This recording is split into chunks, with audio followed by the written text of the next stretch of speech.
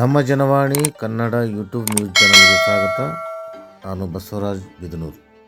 ಕರ್ನಾಟಕ ರಾಜ್ಯ ಸರ್ಕಾರಿ ಹಾಸ್ಟೆಲ್ ಮತ್ತು ವಸತಿ ಶಾಲಾ ಹೊರಗುತ್ತಿಗೆ ನೌಕರರ ಸಂಘ ಬೆಂಗಳೂರು ಜಿಲ್ಲಾ ಸಮಿತಿ ಕೊಪ್ಪಳ ಇವರು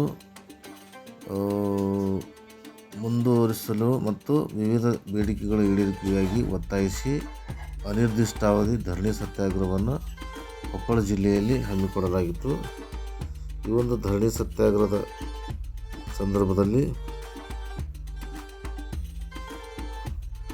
ಕರ್ನಾಟಕ ರಾಜ್ಯ ಸರ್ಕಾರಿ ಹಾಸ್ಟೆಲ್ ವಸತಿ ಶಾಲಾ ಹೊರಗುತ್ತಿಗೆ ನೌಕರರು ಮತ್ತು ಪದಾಧಿಕಾರಿಗಳು ಕೊಪ್ಪಳ ಜಿಲ್ಲೆಯ ಪ್ರಮುಖ ಬೀದಿಗಳಲ್ಲಿ ಪ್ರತಿಭಟನಾ ಮೆರವಣಿಗೆ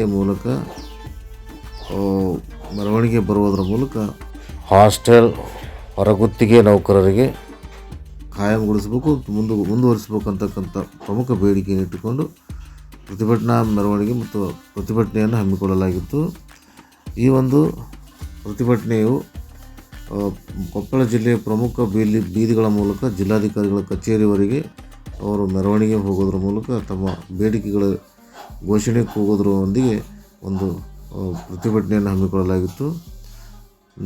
ಈ ಒಂದು ಪ್ರತಿಭಟನೆ ಮಾನ್ಯ ಜಿಲ್ಲಾಧಿಕಾರಿಗಳ ಕಚೇರಿ ಮುಂದೆ ಸಮಾಜ ಕಲ್ಯಾಣ ಮತ್ತು ಅಲ್ಪಸಂಖ್ಯಾತರ ಕಲ್ಯಾಣ ಇಲಾಖೆಯ ಖಾಸಗಿ ಏಜೆನ್ಸಿಗೆ ಕೊಟ್ಟಿರುವ ಟೆಂಡರ್ ರದ್ದುಪಡಿಸಬೇಕು ಅಂತಕ್ಕಂಥ ಆಗ್ರಹಿಸಿ ಅವರು ಈ ಒಂದು ಪ್ರತಿಭಟನೆಯನ್ನು ಹಮ್ಮಿಕೊಂಡಿದ್ದರು.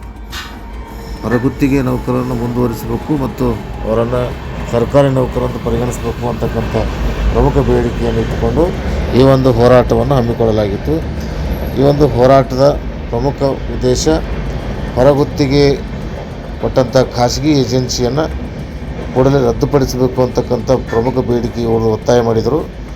ಈ ಒಂದು ಪ್ರಮುಖ ಬೇಡಿಕೆಯಲ್ಲಿ ಅನೇಕ ಈ ಒಂದು ಹೊರಗುತ್ತಿಗೆ ನೌಕರರ ವೇತನ ನೀಡುವಲ್ಲಿ ವಿಳಂಬವಾಗುತ್ತಿರುವುದರಿಂದ ಮತ್ತು ಅನೇಕ ಸಮಸ್ಯೆಗಳು ಎದುರಿಸುತ್ತಿರುವುದರಿಂದ ಈ ಒಂದು ಏಜೆನ್ಸಿಯನ್ನು ರದ್ದುಪಡಿಸಬೇಕಂತ ಅವರು ಆಗ್ರಹಿಸಿದ್ದಾರೆ. ಆ ಒಂದು ಅನೇಕ ಸಮಸ್ಯೆಗಳಾಗ್ತಿರೋದ್ರಿಂದ ಈ ಒಂದು ಹೊರಗುತ್ತಿಗೆ ಏಜೆನ್ಸಿಯನ್ನು ರದ್ದುಪಡಿಸಬೇಕು ಅಂಥೇಳಿ ಈ ಒಂದು ಕರ್ನಾಟಕ ರಾಜ್ಯ ಸರ್ಕಾರಿ ಹಾಸ್ಟೆಲ್ ಮತ್ತು ವಸತಿ ಶಾಲಾ ಹೊರಗುತ್ತಿಗೆ ನೌಕರರ ಸಂಘ ಕೊಪ್ಪಳ ಜಿಲ್ಲಾ ಸಮಿತಿಯು ಈ ಒಂದು ಹೋರಾಟವನ್ನು ಹಮ್ಮಿಕೊಂಡಿತ್ತು.